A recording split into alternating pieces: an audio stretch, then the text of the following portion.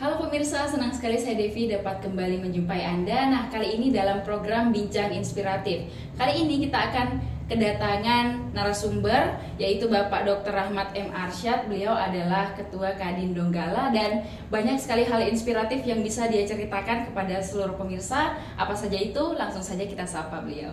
Selamat sore, Pak. Sore, Devi. Nah, baik. Boleh disapa dengan akrab Bang Rahmat ya biasanya, Oke. Bang. Oke Bang, nah Bang Rahmat ini dikenal dengan banyak karya gitu Bang. Mulai dari menulis di media cetak, kemudian menulis buku dan beberapa karya-karya lainnya. Mungkin bisa diceritakan Bang, karya yang paling mungkin bisa menginspiratif bagi pemirsa di rumah. Iya, jadi sebenarnya hobi saya menulis sama seperti Devi misalnya dengan teman-teman semua. Ya karena memang latar belakang background sebagai alumni komunikasi. S1 saya jurnalistik, S2-nya juga komunikasi, S3-nya baru belajar politik dan komunikasi politik. Nah, perjalanan itu membuat saya harus punya karya karena background pendidikan tadi. Salah satunya buku Revolusi Komunikasi. Jadi ada beberapa karya-karya buku masa lalu yang sudah saya buat, misalnya Republik Bang Sandiwara, terus Matahari Khatulistiwa, Perang Kota, dan itu adalah merupakan kumpulan riset dan biografi tokoh. Di buku Revolusi Komunikasi yang saya ceritakan tentang bagaimana perubahan zaman. Ya, buku ini buku tekstual tapi diurai dan diulas dengan kemasan naratif. Buku ini bercerita tentang perubahan masyarakat kita mulai dari sisi sosial, ekonomi, politik, pemerintahan, kesehatan. Misalnya begini Dev, kalau kita bicara di sisi kesehatan, dulu kita harus ke dokter, sekarang dokter online menjamur. Dulu kita bicara dalam konteks ekonomi, di masa lalu kalau kita mau bertransaksi kita harus ke pasar. Sekarang kita sudah punya namanya pasar digital. Dulu kalau kita bicara dalam konteks pemerintahan, semua harus dikerjakan lewat officer atau yang datang ke kantor. Hari ini lewat work from home, misalnya di masa pandemi ini, WFH, kita kemudian belajar bahwa semua hal bisa dikerjakan dari rumah. Nah, perubahan ini menuntut kemampuan kita untuk beradaptasi, baik itu stakeholder pemerintahan, pelaku usaha, masyarakat umum, tenaga profesional, semua diajak dan dipaksa untuk berubah sesuai dengan konteks zaman. Nah, Revolusi Komunikasi menjawab itu. Selain itu, buku terakhir saya juga bicara tentang semua bisa kerja. Di buku Semua Bisa Kerja ini merupakan deskripsi pikiran dari Gubernur Sulawesi Tengah. Kebetulan saya masih menjadi tenaga ahli Gubernur bidang kerjasama. Nah, saya coba mendeskripsikan apa sih pikiran Gubernur Sulawesi Tengah tentang program narasi bagi Sulawesi Tengah ke depan. Itu gambaran umumnya. Baik, nah sebelum akhirnya mencapai posisi sekarang gitu Ya. Bang, mungkin pemirsa di rumah pengen tahu nih, Bang Rahmat tuh masa kecilnya seperti apa, kemudian perjalanannya sampai saat ini lah, boleh mungkin diceritakan seperti CV singkatnya lah gitu Bang. Oke, jadi gini, kalau mau bahas masa kecil, saya terlahir dari kedua orang tua yang sama-sama guru. Ayah saya guru, ibu saya guru dulu di Palu. Saya lahir 23 Oktober 1984.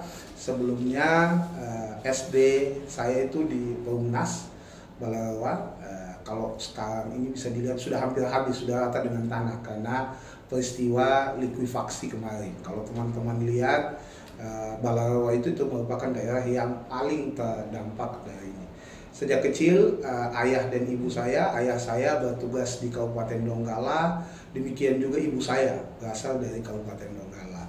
Pertautan sejarah dengan Donggala begitu melekat dari kehidupan kami di masa lalu. Nah, itu membentuk perjalanan saya sekarang. Nanti kita bahas khusus untuk urusan Donggala ini. Nah, terus SD Impres Perumnas, masuk SMP 3 Palu, terus SMA 4, kemudian kuliah. Nah, begitu SMA, ayah ibu saya meninggal. Ayah saya meninggal kecelakaan, ibu saya meninggal kanker. Nah, berdua, terus di kelas 3 saya harus terpaksa jadi yatim piatu, belajar menjadi orang yang bisa berdiri di kaki sendiri. Karena di SMA kelas 2 ayah saya meninggal, beberapa bulan kemudian ibu saya menyusul juga meninggal. Nah, ketika itu saya dapat panggilan bebas tes. Dulu zamannya namanya bebas tes, saya nggak tahu apa istilahnya sekarang. bebas tes ke Universitas Hasanuddin, jurusan komunikasi. Waktu itu, ini saya cerita sedikit ya Dev. Jadi pada saat kelas 3 SMA saya dapat 3 panggilan. Pertama ke Universitas Gadjah Mada untuk belajar ekonomi, bebas tes di sana juga. Kemudian kedua masuk ke Unhas komunikasi, yang ketiga di Unpad Tadulako untuk belajar FKIP waktu itu guru sejarah. Tapi akhirnya setelah berunding sama kakak saya, bagaimana ini, saya harus kemana? Waktu itu orang tua sudah tidak ada, ayah sudah meninggal, ibu sudah meninggal. Nah, akhirnya saya putuskan saya kemudian ke Makassar. Berangkatlah saya ke Makassar, kemudian kuliah di Makassar, mengambil jurusan ilmu komunikasi, belajar selama 4 tahun. Alhamdulillah bisa menyelesaikan studi tepat waktu. Nah, walaupun pada saat itu, saat berangkat kuliah tadi, ketika berangkat kuliah, datang ke Makassar tidak ada siapa-siapa. Saya harus bisa sendiri datang ke Makassar ini.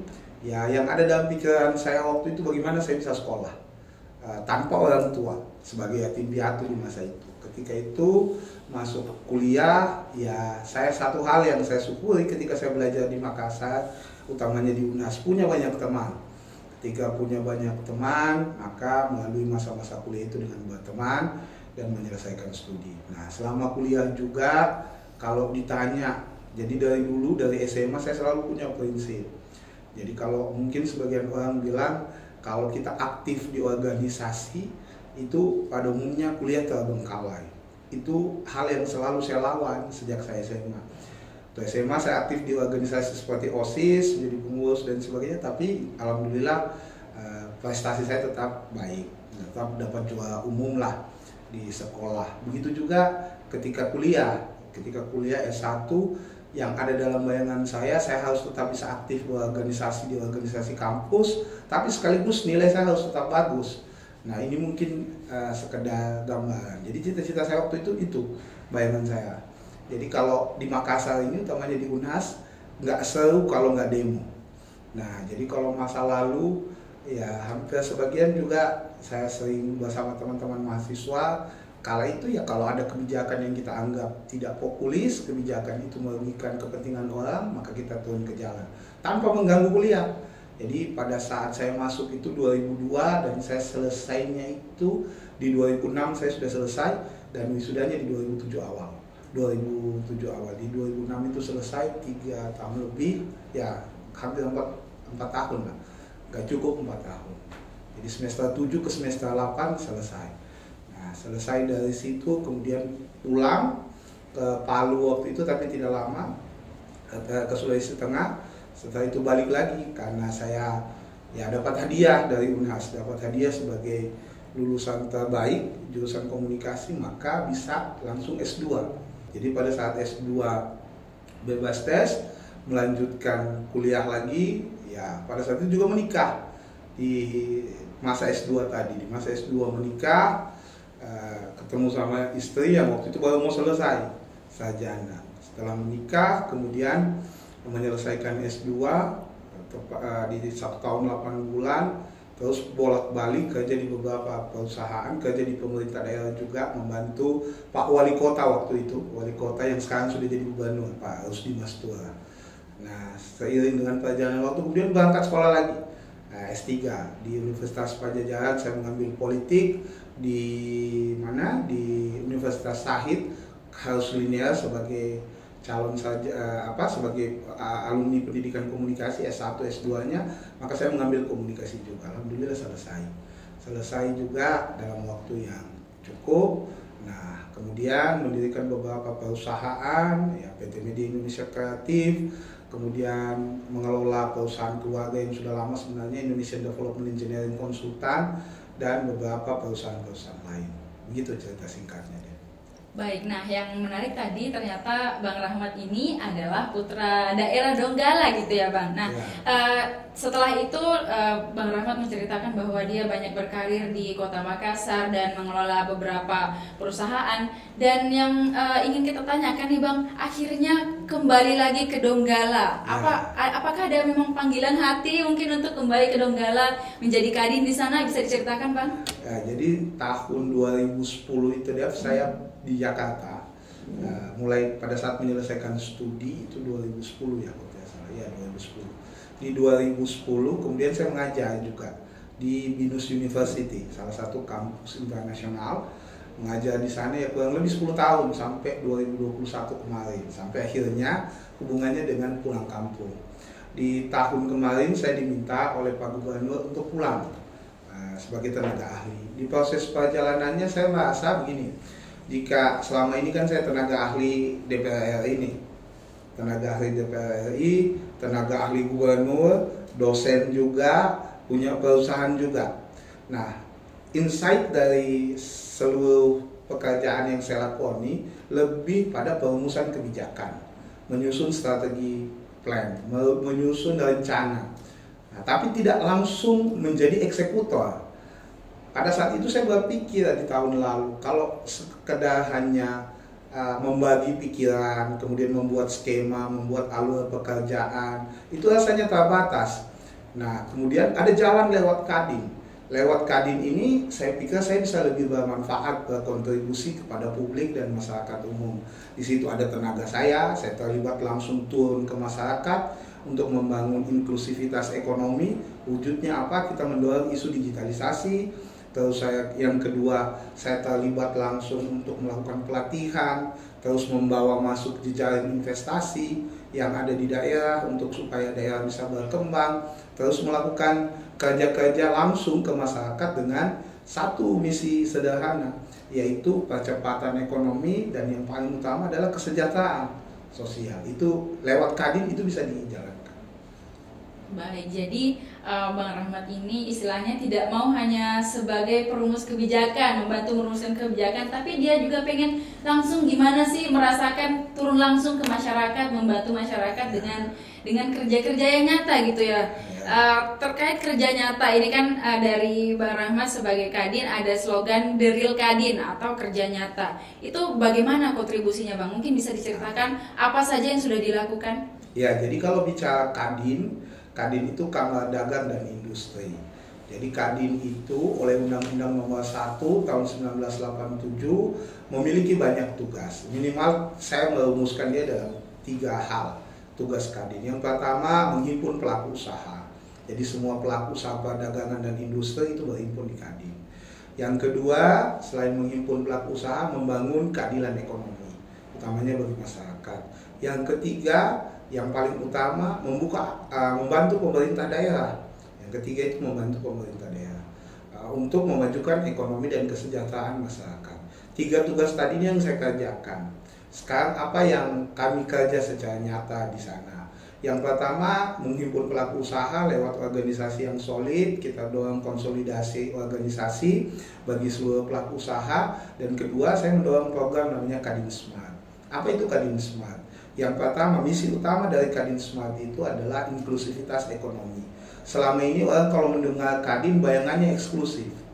Bayangan tentang Kadin itu sebagai organisasi yang eksklusif, hanya dihimpun oleh pengusaha-pengusaha besar. Tapi saya berpikir itu tidak bisa dilakukan kalau untuk konteks Donggala. Karena pelaku usahanya itu rata-rata bekerja pada pelaku usaha mikro. Apa itu? UMKM, petani, nelayan, dan mereka inilah yang sebenarnya the real pelaku ekonomi di tingkatan masyarakat. Lewat Kadin Smart saya minimal membawa 3 misi. Yang pertama, kami membuka akses permodalan lewat skema kredit usaha rakyat. Yang kedua, kami menghimpun para pelaku usaha tadi untuk disadarkan seperti yang ada di tulisan buku Revolusi Komunikasi ini. Bagaimana perkembangan ekonomi digital? Konkretnya dari 1.600 lebih, hampir 2.000 sudah pelaku UMKM yang kami latih, sudah ada 200 UMKM yang kemudian muncul di marketplace.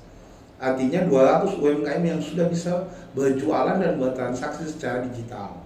Yang ketiga, selain pelaku usaha, kita mendekatkan dengan pasar.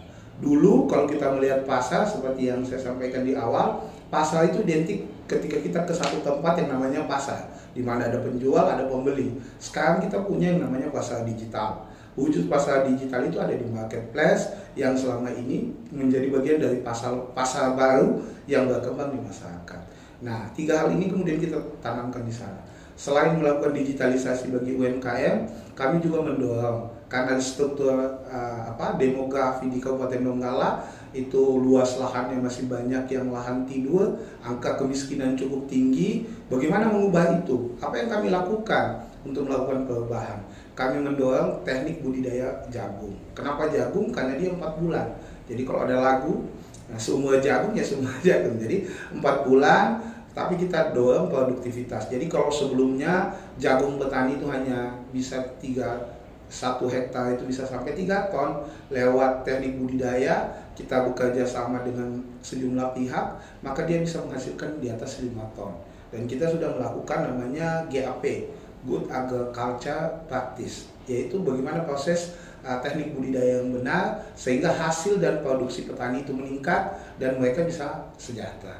Yang ketiga, kami sudah mendorong investasi besar lewat Tambak Undang Faname, bekerja sama dengan perusahaan namanya PT Esa Putri atau benua kita. Mereka kemudian membuka 1.000 hektar lebih tambak. Hasilnya apa? Dari 1.000 hektar lebih tambak, 1 hektar tambak itu minimal merekrut 5 orang pengelolaannya. Jadi kalau kita hitung, kalau 1.000 berarti ada 5.000. Kedua, kami juga mendorong PT Esa Putri tadi mendirikan pabrik udang Faname itu di Donggala juga. Alhamdulillah beliau kemudian tertarik untuk berinvestasi dan sudah pembebasan lahan. Hasilnya sekarang mau menuju pembangunan pabrik. Jadi kalau kita kalkulasi ada 10.000 lapangan kerja baru dibuka hanya lewat Tambak Udang Faname.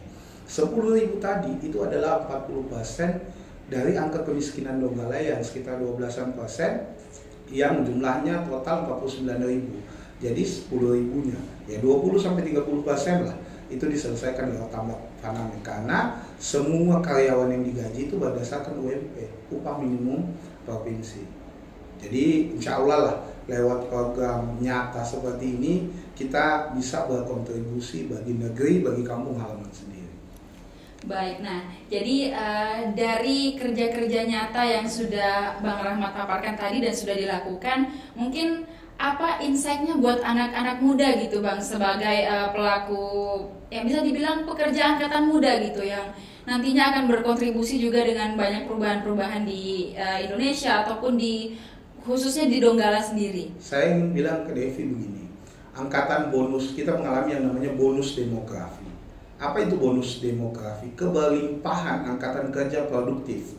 Artinya ya kita jumlah kita populasinya banyak di setiap daerah. Nah, angkatan kerja produktif tadi yang kita mengalami bonus demografi, sangat sayang jika produktivitas yang dimiliki energi muda tadi tidak disalurkan. Disalurkan lewat apa? Lewat program ekonomi, lewat program kesejahteraan, lewat program yang kita sebut sebagai entrepreneurship. Lewat entrepreneurship tadi UMKM, lewat berjualan online, lewat pengembangan bisnis trading online dan sebagainya yang bisa dikembangkan oleh anak-anak muda, itu bisa membawa misi kesejahteraan tadi. Karena energi yang berlimpah, kalau tidak punya kanal, itu justru bukan menjadi bonus demografi, tapi beban demografi. Nah, negara kita jangan sampai mengalami beban demografi, daerah kita jangan sampai mengalami beban demografi. Angkatan kerja produktif baik, tapi penganggurannya juga tinggi. Jangan sampai itu terjadi. Mereka harus terasa baik bekerja sendiri, berusaha, jadi entrepreneur atau masuk sebagai kalangan profesional. Gitu dia. Baik, jadi ini juga ada kontribusinya ya Bang kepada anak-anak muda yang nantinya akan dipersiapkan sebagai penerus generasi gitu untuk melanjutkan kerja-kerjanya Bang Rahmat nanti pastinya. Ya, saya masih muda. Iya. Bang Rahmat mengatakan beliau masih muda, ya memang terbilang masih muda nih Bang. Ya masih 37 tahun. Masih 37 tahun. Jadi kalau 40 tahun itu kan batas anak muda ya umumnya. Baik, jadi masih panjang lah waktu kita untuk belajar bersama gitu ya Bang. Nah tadi dari latar belakang pendidikan, kemudian hal-hal yang diungkapkan dan pengalaman-pengalaman kerja itu, saya melihat Bang Rahmat sudah cukup berkecimpung di dunia politik. Apakah sekarang tidak ada tujuan untuk ke sana gitu Bang? Ya, saya sekarang fokus pada apa yang menjadi cita-cita undang-undang. Di Undang-Undang Dasar 1945 itu ada 2 cita-cita besar negara. Memajukan kesejahteraan umum dan mencerdaskan kehidupan bangsa. jika dua hal itu bisa diwujudkan lewat kadin, ya kita kan jadi kadin dulu. Kalau untuk politik nanti saja lah kita lihat prosesnya. Baik, jadi masih pengen fokus ke bagaimana mengembangkan perekonomian masyarakat di sana ya Bang. Berarti belum ada tujuan ke dunia politik atau kita bagaimana? Lihat bagaimana respon publik, tapi kita kerja saja dulu. Kerja saja dulu. Kesejahteraan. Baik. Nah, itu tadi teman-teman mungkin yang pemirsa yang masih bertanya-tanya apakah Bang Rahmat ini nanti akan terjun ke dunia politik, nanti kita lihat ya. Baik, terima kasih Bang Rahmat sudah berbagi pengalamannya yang sangat luar biasa kepada kita semua hari ini. Saya Devi mengucapkan terima kasih kepada pemirsa yang sudah menyaksikan kita, dan saya akhiri dengan ucapan sampai jumpa. Terima kasih. Thank you.